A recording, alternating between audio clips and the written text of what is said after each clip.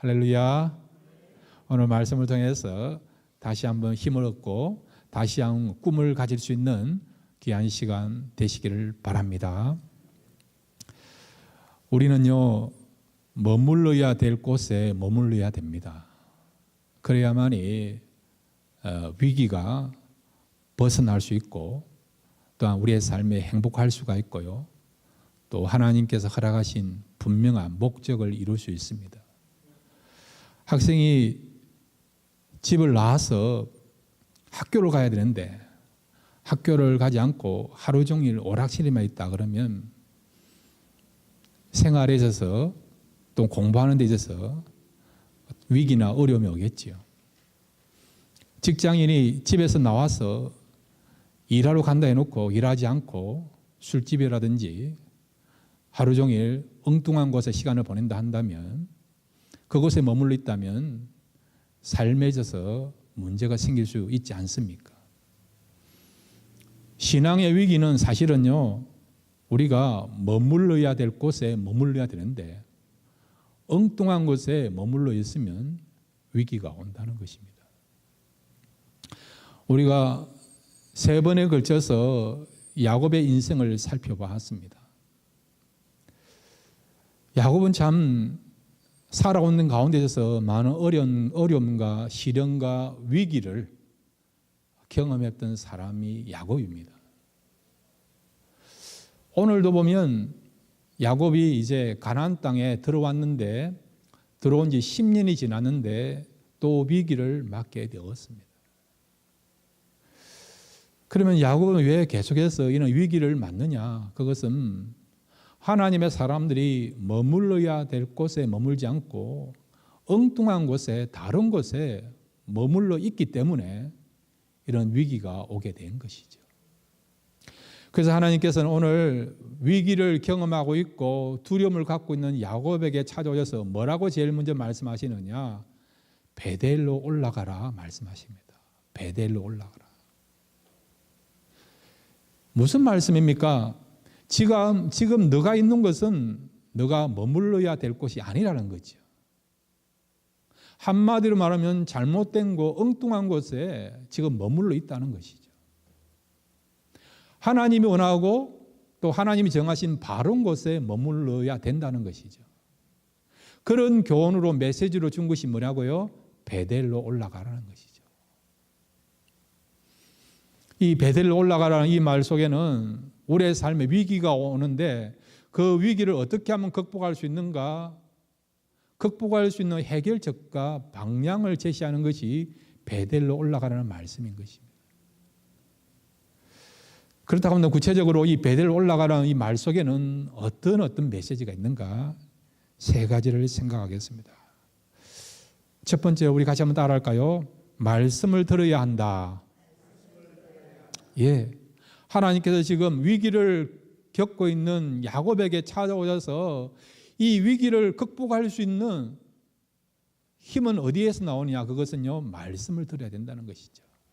자, 우리 35장 1절 다시 한번 읽겠습니다. 35장 1절입니다. 시작. 야곱이 베델로 올라가서 거기 거하며 내가 내 형 에서의 낯을 피하여 도망하던 때에 내게 나타났던 하나님께 거기서 단을 쌓아라 하신지라. 아멘. 예. 지금 야곱이 어떤 위기를 겪고 있는가 하니까 지난 시간 살펴본 것처럼 20년 만에 고향으로 돌아왔어요. 형이 40명의 군사를 이끌고 자기를 맞이한다고 그런 이야기를 들었습니다.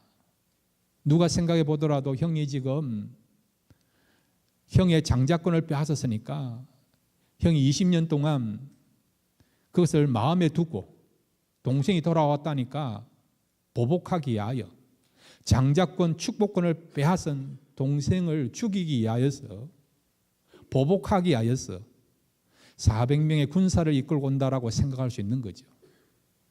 이런 소식을 들은 야곱은 두려워했다고 했습니다. 야복강 나루에서 가족들 다 보내고 밤이 맞도록 기도하면서 하나님의 도움을 구하는 그런 야곱의 모습을 우리가 발견했습니다. 그런데 기적적으로 하나님께서 은혜를 베풀어 주셔서 에서의 마음을 돌이켜서 동생을 죽이려고 하고 보복하기 위해서 지금 동생을 찾아온 것이 아니라 극적으로 상봉하게 하는, 용서하게 되고 화해하게 되는 그런 무드를 만들게 하셨어요.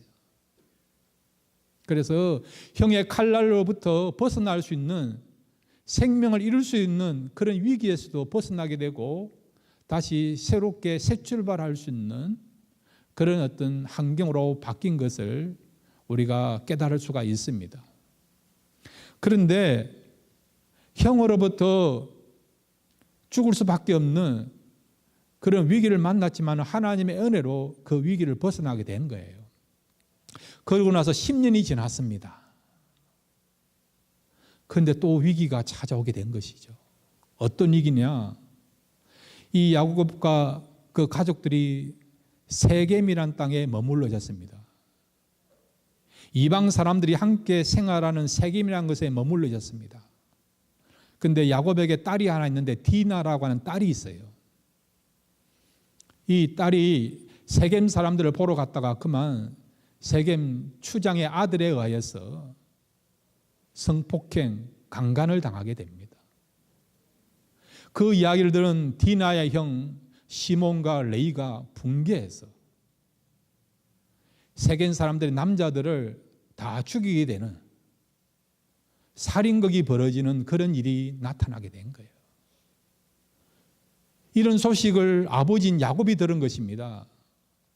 야곱의 입장에서는 큰일 났다고 생각하는 것이죠. 그 당시 가나안 땅에는요 7 족속이 살았어요. 이 세겜 땅에는 히 족속들이 살고 있었습니다. 여러분, 히 족속들의 남자들이 절멸되었으니까 다른 6 부족들이 어떤 마음을 갖고 있겠습니까? 이 7 가나안 땅에 있는 부족들은요 형제 동맹체를 형성해 가지고 한 부족을 치면 다른 6 부족들이 함께 동참해 전쟁을 하는 그런 상황이에요. 그러니까 히족의 남자들이 지금 전멸되었으니까 다른 기르가스라든지 여부스라든지 아몰이라든지 가나안 족속이라든지 이런 족속들이 그런 이야기를 듣고 얼마든지 연합을 해서 쳐들어와서 야곱과 그 가족들을 몰살시킬 수 있는 그런 상황이 된 것이죠. 야곱은 이런 상황을 알기 때문에 두려워하는 것입니다. 이제 우리가 죽었구나, 그런 마음을 가진 것이죠. 그럴 때에 위기 가운데 있는 야곱을 하나님이 찾아와서 하시는 말씀이 뭐냐고요? 베델로 올라가는 거죠. 우리 같이 한번 따라합시다. 베델로 올라가자. 여러분의 삶 속에 지금 위기를 만났다고 생각합니까? 한 가지 위기가 아니고요. 종합적으로, 다국적으로 여러 가지 위기가 찾아왔다고 생각하십니까? 그럴 때 여러분 제일 먼저 붙잡아야 될 말씀이 베델로 올라가는 말씀이라는 거죠. 이 베델로 올라가는 말은 하나님의 말씀을 들어야 된다는 것이죠. 여러분, 지금도 하나님께서는 말씀하세요. 우리에게 찾아오십니다. 말씀하심에도 불구하고 하나님 말씀이 안 들려요, 여러분. 하나님은 여전히 우리에게 말씀하십니다. 그럼에도 불구하고 어떤 때는 말씀이 안 들려요. 왜 안 들린 줄 아십니까? 하나님이 우리에게 찾아오실 때는 크게 2 가지 방법을 가지고 찾아옵니다. 첫째는 형통을 통해 찾아옵니다. 형통을요. 여러분 지금 잘 나가십니까? 형통하십니까? 문제가 없습니까? 여러분이 잘나서 형통한 것이 아니에요. 하나님이 형통의 축복을 부어주셨기 때문에 형통하다는 사실을 믿으시길 바랍니다. 대부분 사람들은요, 형통으로 찾아오신, 형통 가운데 말씀하신 하나님의 음성을 못 들어요, 여러분. 내가 잘난 줄 알고, 내가 열심히 노력한 것 같고, 내가 계획을 잘한 것 같고, 나에 의하여서 이런 축복을 누린다고 생각하는 경우 참 많아요, 여러분. 여러분 그렇지 않습니다. 하나님이 은혜를 부어주셨기 때문에, 도와주셨기 때문에 여러분이 축복받고 형통하다는 사실을 잊지 마시기를 바랍니다. 그런데 대부분 사람들은요, 형통 가운데 찾아오신 하나님, 형통 가운데 말씀하시는 그 하나님의 음성을 듣지 못해요. 그래서 하나님이 어떻게 하십니까? 이 집에는 다른 방법을 통해서 찾아오시죠. 그게 뭔지 아십니까? 고통이라는 거예요. 고통. 고난이라는 것이죠. 위기라고 하는 것입니다. 야곱도요, 가나안 땅에 들어가지고 10년 동안 잘 나갔어요. 세겜 땅에 자리를 잡고 이방 사람들과 살았지만은 계속 재산이 증가되었습니다. 별 문제가 없었습니다. 형통 가운데 하나님 찾아오셨고 말씀하시지만은 하나님의 음성을 듣지 못한 것이죠, 사실은요. 그러니까 어떻게 합니까? 하나님의 음성을 못 들으면 안 되니까, 그러면 영적으로 죽으니까, 하나님과 관계가 멀어지니까. 그래서 하나님 어떻게 해요? 위기를 만들어서 고통 가운데 찾아오게 하신 것이죠. C.S. 루이스라고 하는 사람은 스크립처를 내려놓은 책에서 이런 이야기를 하고 있습니다. 고난은 하나님께서 그 백성들에게 말씀하실 때에 사용하는 메가폰이라고 이야기하고 있어요. 메가폰. 확성기라는 것이죠. 여러분, 메가폰이 어떤 기능을 갖고 있습니까? 말로 하니까 못 알아들으니까 소리가 전달 안 되니까, 그래서 어떻게 합니까? 메가폰, 확성기를 사용하지 않습니까? 그러면 들리지 않습니까? 실제로 우리가 그렇다는 거예요. 형통 가운데 하나님 찾아오셨어요. 말씀하십니다. 이렇게 하라고 저렇게 하라고. 그런데도 우리가 형통으로 찾아오신 하나님의 음성을 못 듣는 거예요, 여러분. 너무 형통에 세상적인 것에 심취되다 보니까요. 하나님의 음성을, 하나님 뜻을 우리가 알지 못하고 깨닫지 못하고 어떤 게 아예 길을 막아버리고 하나님께 나가지 않는 그런 면이 있지 않습니까? 근데 고난을 받으니까 어려움이 생기고 위기가 생기니까 그때 어떻게 됩니까? 귀가 열려지죠. 하나님의 음성을 듣게 되는 것이죠. 여러분, 고난 받는 것도 축복이라 여기시길 바랍니다. 왜? 고난 가운데 이제 드디어 안 들렸던 하나님의 음성이 들리기 시작하는 거죠. 위기 가운데서 진짜 하나님의 말씀을 듣게 되는 것이죠. 하나님을 만나게 되는 것이죠. 베들로 올라가라. 야곱은 이 고난 가운데서, 위기 가운데서 하나님의 음성을 듣기 시작한 것입니다. 두 번째로 여러분, 베들로 올라가는 말은 우리 같이 한번 따라 합시다. 예배를 드려야 한다. 예, 베들로 올라가는 말은 예배를 드리라, 그 말이에요.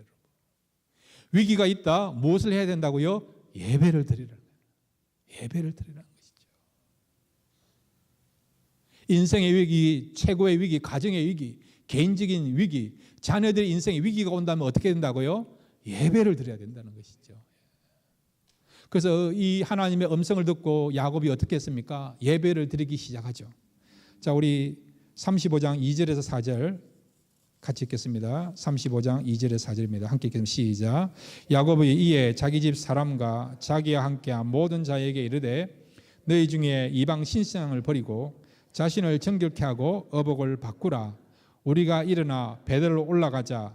나의 환난 날에 내가 응답하시며 나의 가는 길에서 나와 함께 하신 하나님께 내가 거기서 단을 쌓으려 하노라 하매 그들이 자기 손에 있는 모든 이방 신상과 자기에 있는 고리를 야곱에게 주는지라. 야곱이 그것들을 세겜 근처 상수리 나무 아래에 묻고 7절입니다. 그가 거기서 단을 쌓고 그곳을 앱베들이라 불렀으니 이는 그 형의 낯을 피할 때에 하나님이 그에게 거기서 나타났음이더라. 아멘. 예. 베델을 올라가는 말은 예배를 드리라는 거죠. 예배. 베델의 뜻이 무엇입니까? 하나님의 집이란 이름 뜻을 갖고 있지 않습니까? 야곱이 붙인 거예요. 하나님의 집. 바로 예배의 집이라는 거예요. 예배 드리는 장소라는 것이죠. 이거는 하나님과 야곱의 약속이에요. 하나님은 그 약속을 잊지 않고 야곱에게 베델로 올라가는 말은 네가 예배를 드리라는 거예요. 이 위기를 벗어날 수 있는 것은 예배를 드리라는 것입니다. 예배는 두 가지가 있어요. 우리가 의식적인 예배가 있습니다. 의식적인. 주일날 나와서 이렇게 예배 드리고 예배를 드리게 준비하고 이 모든 의식적인 예배입니다. 이것도 중요합니다, 여러분. 또 하나 예배는 뭡니까? 삶을 통해 드려지는 예배죠. 삶을 통해서. 교회 안에서만 주일날만 수요일만 드려지는 예배가 아니고 삶을 통해서 드려지는 예배죠. 믿는 자로서 거룩하게 진실하게 살아가는 그런 삶을 통해 드려지는 예배도 중요한 것입니다. 오늘 보면 야곱은 두 가지를 해요. 하나님 말씀대로 베델레 가서 단을 샀습니다. 예배를 드립니다. 이런 의식적인, 형식적인, 전통적인, 그런 관례적인 그런 예배뿐만 아니라 오늘 본문에 보면 집 안에 있는 우상을 제거하지 않습니까? 우상을요. 이방 사람들과 살다 보니까 자연스럽게 우상을 섬기게 되는 것이죠. 그 다음에 귀고리까지도 다 제거하잖아요. 오해하지 마세요. 귀걸이가 우상인 거 아니에요, 여러분. 귀걸이를 제거했으니까 귀걸이 하지 말라는가 봐. 그렇게 여러분 이해하지 마세요, 여러분. 이게 무슨 말이냐니까 우상 모양을 한 귀걸이를 달고 있은 것입니다. 그 당시에. 그러니까 이것도 우상이니까 신앙생활에 걸림돌이 되니까 하나님께 나가는 걸림돌이 되니까 그걸 제거한 것이죠. 우상을 제거했다. 옷을 바꿔 입었다. 이 속에는 여러분 그냥 행동한 걸로 생각하지만은 사실은 그 전에 뭐냐? 마음을 새롭게 하는 의미가 뭐라고요? 우상을 제거한 것이고 옷을 바꿔 입은 것이고 우상 모양을 한 귀걸이를 제거한 것입니다. 여러분 형식적인 거 중요합니다. 그러나 더 중요한 것은 마음을 새롭게 하는 게 더 중요합니다. 우상이 뭡니까, 여러분? 하나님과 우리 사이에 있어서 하나님께 나가는데 걸림돌 되는 것이 우상 아닙니까? 여러분 일식이라는 게 있잖아요. 일식. 태양과 달 사이에 태양과 지구 사이에 달이 있음으로 말미암아 태양빛을 가로막는 그런 경우로 우리가 일식이라 하지 않습니까?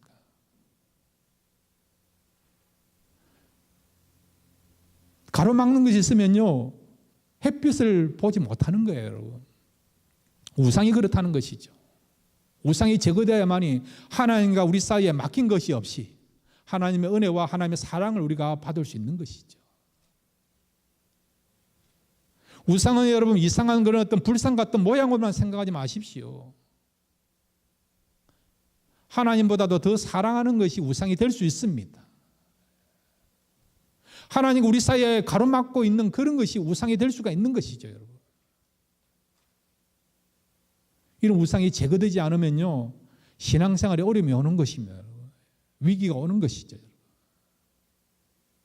야곱은 그걸 알기 때문에 지금 새롭게 새 출발하기 위해서 베들로 올라가는 그 과정 속에서 우상을 제거하고 있는 것이죠. 그 다음에 여러분 이 예배의 핵심은 뭔지 아십니까? 우리가 예배를 드리기 위하여 준비를 하고 마음을 새롭게 하고 그렇게 하는데 의식적인 그런 예배를 드리고 그 다음에 내용적인 예배를 드리고 그렇게 하는데 무엇을 위해서 여러분 그렇게 하십니까? 하나님이 이 야곱을 지금 베델에 올라가라는 거예요. 베델이라는 지명을 지금 딱 찍어서 이야기하는 데는 무슨 이유가 있는 것이죠. 베델은 어떤 곳입니까? 하나님을 처음 만난 곳이잖아요. 처음 만난 곳. 은혜를 체험한 곳이 이 베델 아닙니까, 여러분? 그러니까 여러분 예배 생명은 뭐냐? 형식적으로 우리가 전통적으로 옷을 새롭게 하고 모욕도 하고 헌금도 준비하고 그것도 필요해요. 마음을 새롭게 하는 게 필요합니다. 그런데 무엇을 위해서 그렇게 새롭게 하고 다짐하고 결단하느냐?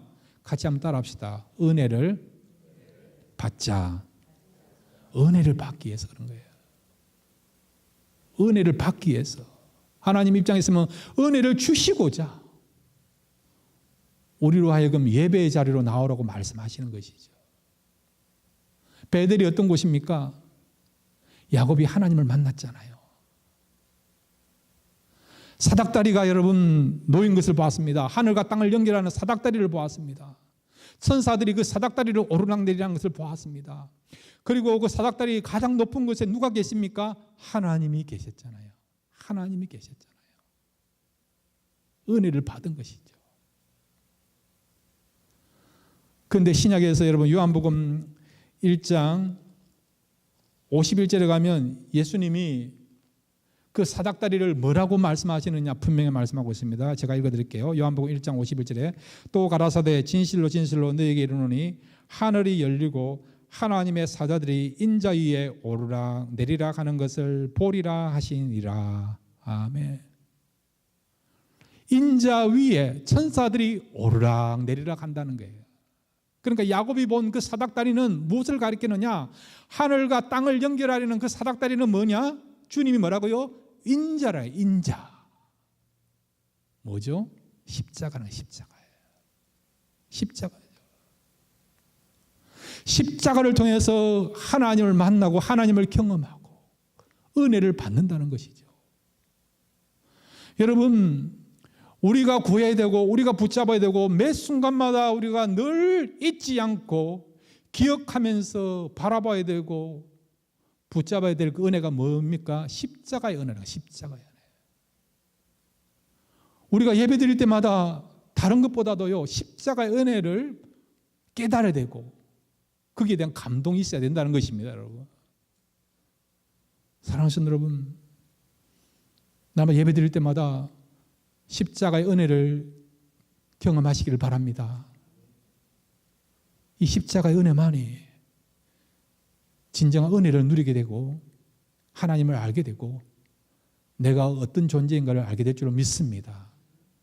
십자가만 생각하면 감사가 넘치고요, 기뻐하고 하나님 앞에 헌신을 약속하고 새롭게 살겠습니다라고 고백할 수 있는 그런 은혜의 역사가 십자가 가운데 나타나게 될 줄로 믿습니다.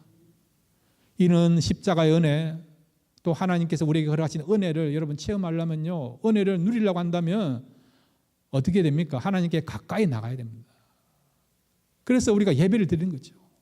이 은혜를 누리고 은혜의 감동이 늘 우리 속에서 자리 잡도록 하기 위해서 어떻게 합니까? 하나님 가까이 나가는 거죠. 그래서 예배를 드리는 거고요,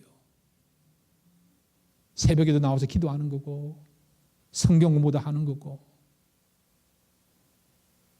우리가 말씀을 읽고 그렇게 묵상하고 그렇게 하는 거죠. 하나님을 가까이 하면, 하나님을 가까이 할 때마다 하나님께서 우리에게 은혜를 베풀어 줄 믿습니다. 이 은혜를 받으면 여러분 어떤 일이 벌어집니까? 위기 가운데 벗어날 수 있는 역사가 일어나게 될 줄로 믿습니다. 자, 여러분, 우리 35장 5절 말씀 같이 읽겠습니다. 35장 5절입니다. 함께 읽겠습니다. 시작.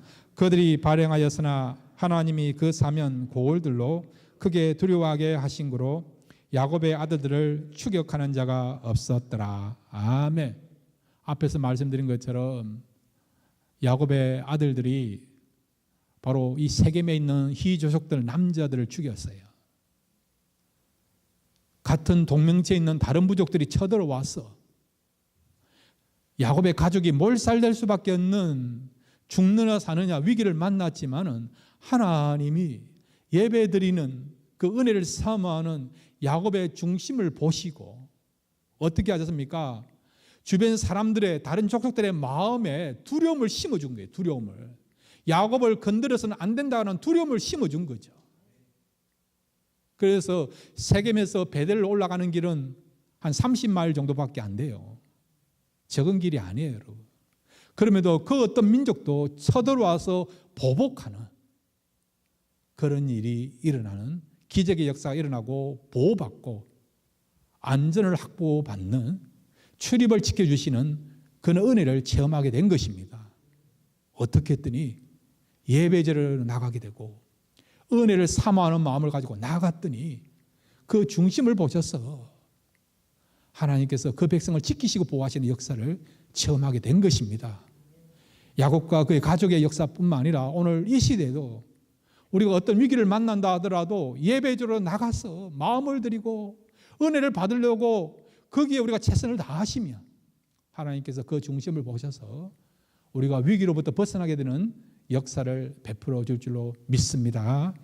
세 번째로 여러분, 베델로 올라가는 말은 우리 같이 한번 따라합시다. 약속을 지켜야 한다. 누구와 약속이에요? 하나님과 약속이에요. 우리는 약속해놓고도 잊어먹어요. 잘 잊어먹잖아요. 근데 하나님은요, 안 잊어먹으세요. 기억하세요. 하나님이 야곱에게 베델로 올라가라 이 말은 나와 한 약속을 지키라는 거죠. 약속을 지키라는 거죠. 우리 35장 6절 7절 우리 같이 읽을까요? 35장 6절 7절 시작. 야곱과 그와 함께한 모든 사람이 가나안 땅 루스고 베델에 이르고 그가 거기서 단을 쌓고 그것을 엣베델이라 하였으니 이는 그 형의 낯을 피할 때에 하나님이 그에게 거기서 나타났음이더라. 아멘. 예. 무슨 말씀입니까? 창세기 28장에 보면 야곱이 외삼촌 집에 가다가 그 당시 이 지명은 루스예요. 루스. 강야 허우 벌판이에요. 루스라는 그곳에서 하룻밤을 잤어요. 근데 밤에 잠을 잤는데 꿈을 꿨죠. 아까 말씀드린 지는 사닥다리가 놓였는데 천사가 왕래한 것을 보고 그 사닥다리의 가장 높은 곳에 하나님이 계시는 꿈을 꾸었어요. 그리고 하나님의 음성을 듣고 이어서 하나님의 약속을 받았습니다. 어떤 약속을 허락하셨습니까? 너의 후손이 편만하게 될 것이다. 그리고 네가 복을 받게 될 것이다. 그리고 난 뒤에 네가 어디로 가든지 내가 함께 하겠다. 너가 무사히 돌아올 수 있도록 너를 지켜주겠다. 약속하셨어요. 이런 하나님의 약속을 받고 야곱이 너무 좋아서 기뻐서 자기가 배웠던 그 돌 베개를 기둥으로 삼아서 거기다 기름을 붓고 하나님 앞에 예배를 드리지 않습니까? 그러면서 서원을 했죠. 만약에 하나님께서 나를 아비 집으로 무사히 편안하게 돌아오게 하시면 이 돌 기둥을 하나님의 전으로 삼겠습니다. 11조로 드리고 또한 이곳에 와서 살겠습니다라고 하나님의 전을 삼겠다는 말은 이곳에 와서 살겠다는 거예요, 여러분. 그런 약속을 했어요. 그런데 하나님 은혜 가운데 20년 만에 외삼촌 집에서 무사히 고향으로 금유한양하게 되었습니다. 귀환하게 되었습니다. 성경은 뭐라고 이야기하느냐? 야곱이 밧다람에서 평안히 돌아왔다라고 말씀하고 평안히. 야곱이 분명하게 하나님께 약속했어요. 평안히 돌아오게 하시면 이렇게 하나님 앞에 헌신하겠다라고 서약했어요. 베델에 와서 이곳을 하나님의 전으로 삼겠습니다라고 약속했습니다. 그런데 가나안 땅에 돌아왔지만은 10년이 지났는데 그가 살고 온 곳은 그가 머물렀던 곳은 어디냐고요? 베델이 아니고 세겜이에요. 세방. 이방 사람들이 있는 세겜 땅에 자리를 잡고 살게 되었던 것이죠. 하나님께 약속한 것을 지키지 아니했던 것입니다.